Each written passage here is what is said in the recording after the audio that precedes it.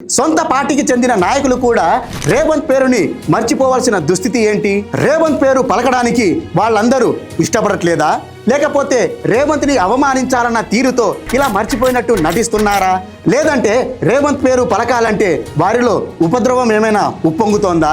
నాకు తెలిసి సొంత పార్టీ నేతలు రేవంత్ పేరు మర్చిపోవడం వెనుక 4 కారణాలు ఉండొచ్చని అనిపిస్తోంది. తగలబెట్టండి సార్ నిరంజన్ గారు.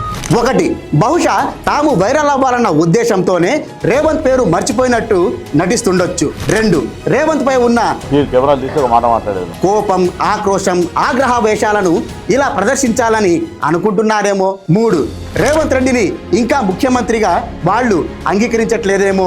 4, స్వయంగా రేవంత్ రెడ్డి హ్యారీ పోటర్లోని ద డార్క్ లార్డ్ వోల్డెమార్ట్ అవ్వచ్చు. ఇక్కడ వోల్డెమార్ట్ ప్రస్తావన ఎందుకు వచ్చింది అనేగా మీ చిన్న అనుమానం. మీరు ఆ సిరీస్ పుస్తకాలు కానీ సినిమాలు కానీ చూసి ఉంటే అర్థమవుతుంది. అతని పేరు తీసుకోవడానికి ప్రతి ఒక్కరూ భయపడతారు. ఒకవేళ పలికితే ఇక దబిడి దిబిడే. సో ఆ భయంతోనే రేవంత్ రెడ్డి పేరు పలికే సమయంలో అందరూ గజగజ వణికి మర్చిపోతున్నారేమో.